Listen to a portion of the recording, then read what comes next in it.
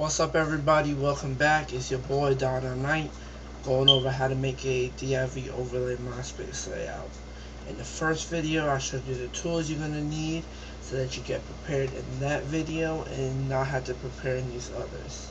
If you have not seen the first video, I suggest go see it. It's only like 2 minutes long. Go watch it. So now let's start the designing part of the layout. I'm going to open Photoshop, CS3.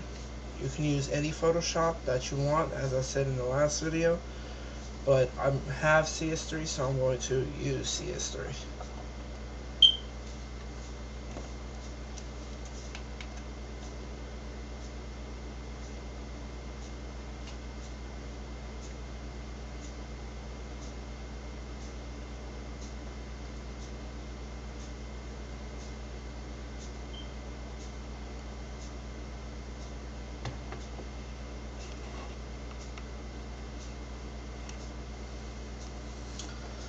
Alright, now that it's opened, I'm going to go to File, New. I'm going to make the width 800 pixels and the height 2500 pixels. I'm not going to use that many pixels in the height. I'm just making a big canvas so that I could crop down what I'm not going to design. So once this opens, I'm just going to go ahead and make it bigger real fast and go to actual pixels so that I see the actual size and how it will look in the browser. Now I'm going to take my rounded rectangle tool. I'm just going to draw a box that's going to symbolize a banner. So maybe I want this as a banner on my layout. Let me fill it in real fast. This is where my banner will go on my layout. Now I could put stuff in it, I could do all kinds of design to it or whatever. I'm just not going to go into it. Basically showing you what you want to do when you design your layout. Now down here, what I normally do is draw another box smaller but similar to my banner, to the same exact style as my banner, and I add my buttons in. Your message, your ads, your pictures, your forward, your fave, whatever you want people to do, you want to add that in, because this will cover all your existing links on your MySpace. So you will not have a message me, you will not have an ad, none of that if you do not do this. So what I normally type is MSG for message, add, FWR for forward, and FAV for fave. Then I write pics for pictures, and I'm done. What you can also do right here is add other sites, or you could do that somewhere else on the layout too. And I'm going to show you how to pretty much link everything later on in video 3. But you just want to make sure you add that in. I'm just going to hit Control T, and I'm going to drag it out so that's the size, and put it right in the box underneath the banner that looks similar to the banner if I was actually designing. Now you can do your about me's and all kinds of stuff.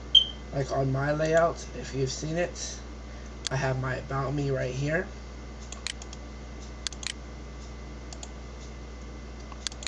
This is where my about me is located. 1 second.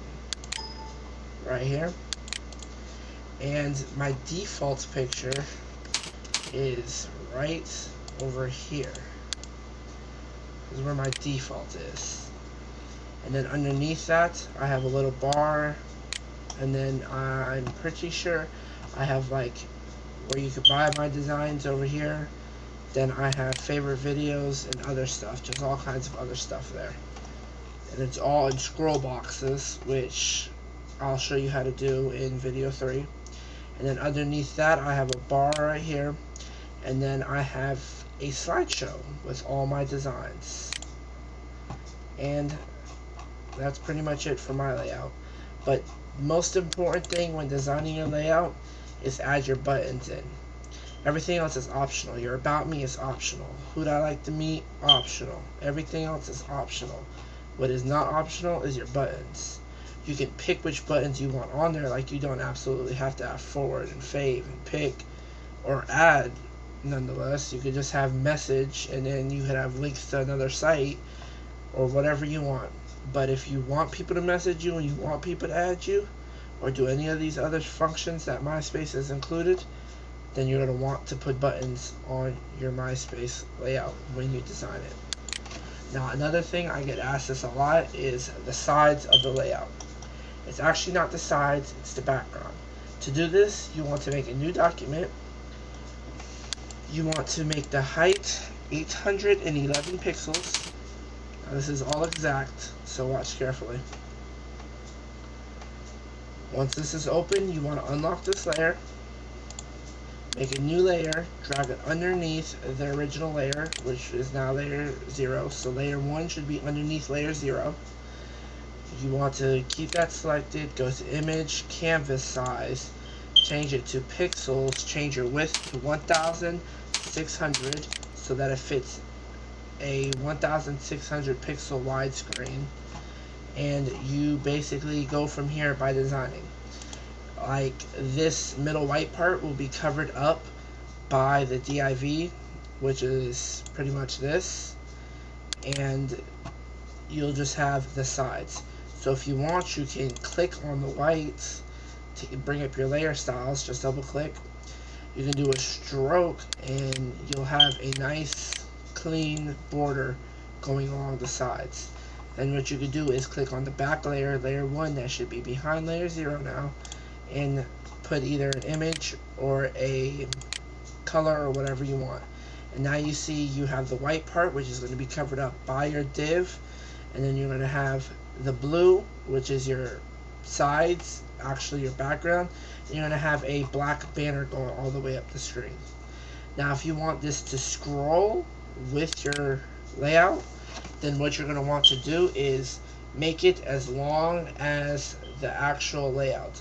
So like I made this 2000 pixels, but I'm probably not going to need 2000 pixels, so I would crop it off, go to image, size, get the height, and I put that in instead of 811 when you're making the background, so that it will be as long as the actual middle part, making it scroll with the middle part, which will be in tutorial 3 or part 3 of this tutorial in the coding more, because that's where you would have to actually make it scroll. It's set to fixed, so it doesn't scroll, it just stays in one place, but you can set it to scroll. This is basically it for part 2. See y'all in part 3. Peace.